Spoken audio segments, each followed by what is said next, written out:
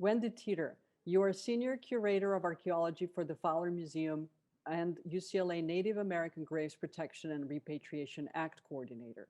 Thank you for accepting the invitation of the Center for Medieval and Renaissance Studies to reflect on the extraordinary year 2020 that is now behind us.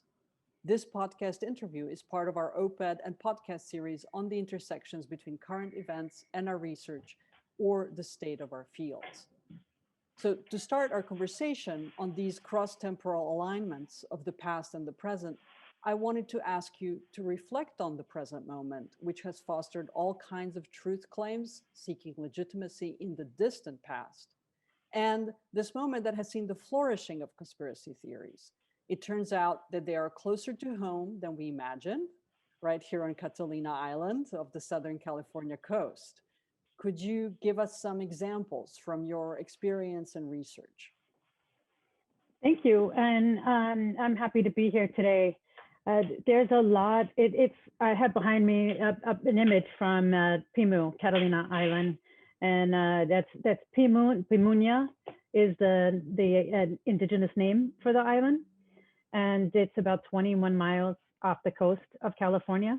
And I've been working there with the Tongva, who are the indigenous people of Los Angeles, since 2007.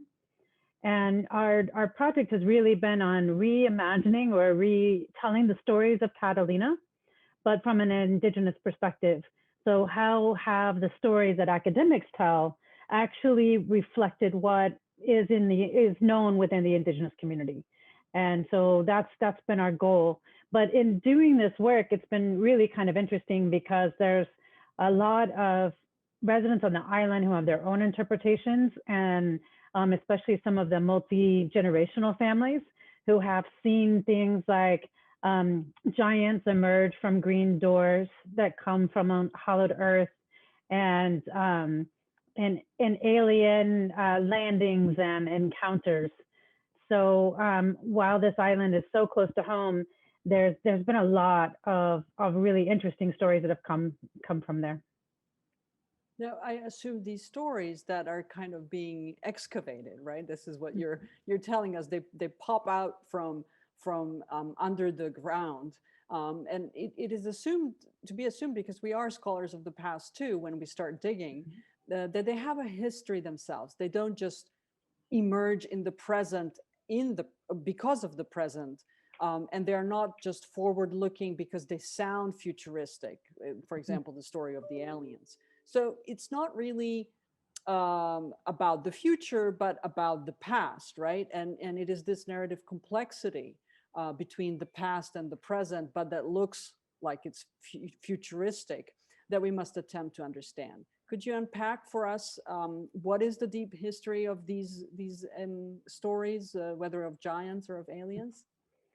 Well, I think I'll just for the sake of your listener, I'll stick with one that has been really intriguing, and that is of the giants that are supposedly living on Catalina.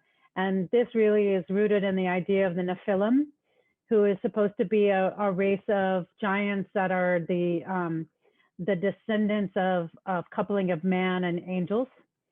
So it has sort of this biblical reference. And these people who are looking for the Nephilim believe that actually after God said that they must be destroyed and all wiped out, a certain number of them made it into the New World and are found. And these representations, these descendants, are still discussed and were discussed in the 1800s in sort of the legends of giant people that the Native Americans have, as well as in the 1800s with sort of some of the writings of people encountering giant skeletons as they sort of colonized the Americas and moved across the land. And that's actually what comes out of Catalina in this telling or this imagined story, is that there was a looter named Ralph Glidden, and he found what he said were giants on the island. And of course, the thing to remember is that this is also someone who really believes that he's going to be the next P.T. Barnum and Bailey circus guy. So he's looking for these sort of you know, weird things that he can kind of sell to investors so that he can get money. So they would be kind of like brochures, promotional brochures. So in one of these, he says he found this 9-foot giant that was buried with an Indian princess. She was inside a big, large bowl. And then there were 64 children that were buried around here in all of these layers.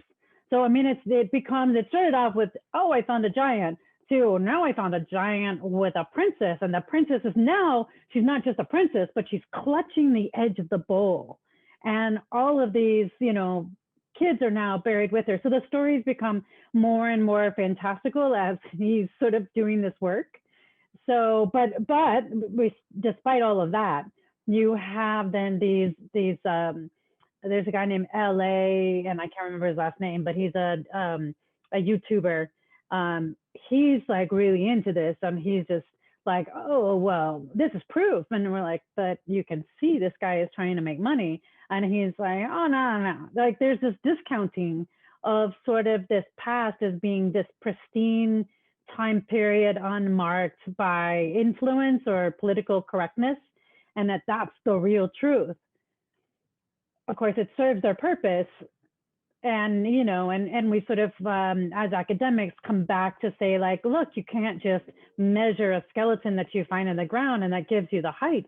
Like you know, there's all sorts of movement of remains in the ground, and so you have these formulas and so like that. Well, that doesn't serve their purpose. And we're scientists, so of course we're trying to hide the truth. Right.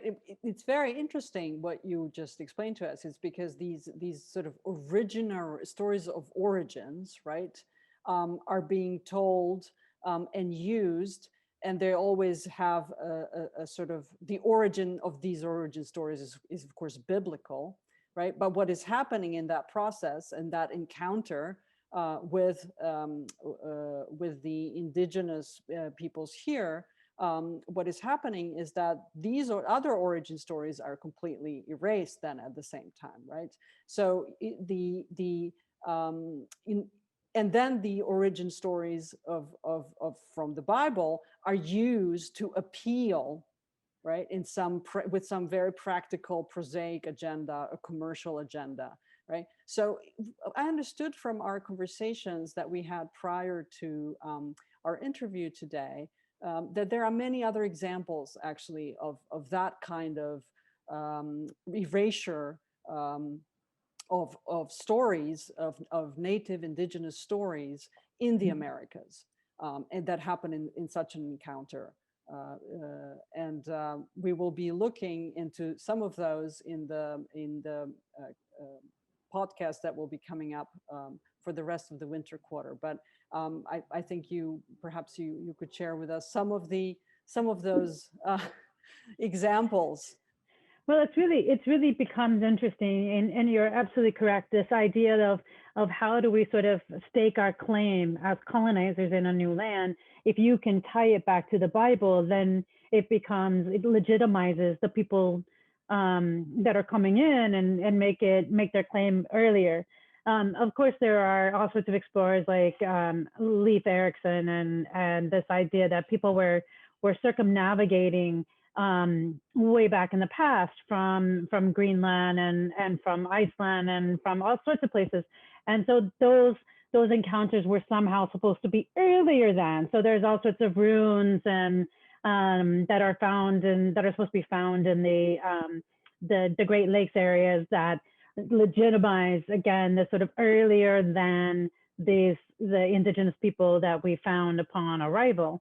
So it'll be, and then of course, so that's sort of with the native North American folks. But once you go into Central and South America, where you have these great civilizations and you have like Mayan temples, all of a sudden you have alien races. You have the Paracas being somehow the descendants of aliens, and the Maya descendants of aliens, or that they traveled through a tunnel.